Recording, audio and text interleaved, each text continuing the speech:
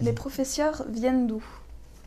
Eh ben, Un peu partout. Ouais, un peu partout. Mais encore. C'est-à-dire que la multitude de professeurs est à l'image de la multitude des cours. Vous pouvez nous donner voilà, des grandes tendances. On a quoi comme type de prof? Quel type de matière? Est-ce que ce sont tous des académiques? Est-ce que vous avez des intervenants professionnels aussi? Enfin, voilà, pour donner vraiment une idée à la personne qui a posé la question. Eh bien, on a un peu de tout. On a des professeurs permanents, mais on a aussi des intervenants. Par exemple, la semaine dernière, on a eu un workshop sur design de service. Donc c'est vraiment très riche. Ils font appel aussi bien des intervenants extérieurs qu'à... Et les intervenants extérieurs viennent de quelles entreprises, par exemple? Par exemple, le design de service, c'est fait avec Actan. Ou des agences de design. On a eu un atelier sur la forme. Là, c'était avec un designer. Ok.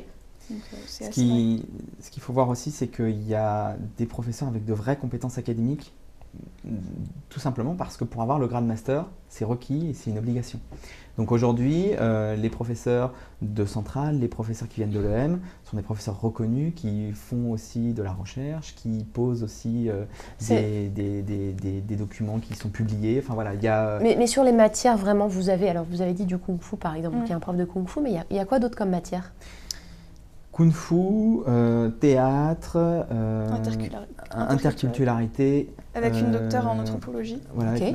Voilà, par exemple. On va avoir les cours d'entrepreneuriat, les cours de marketing, stratégie.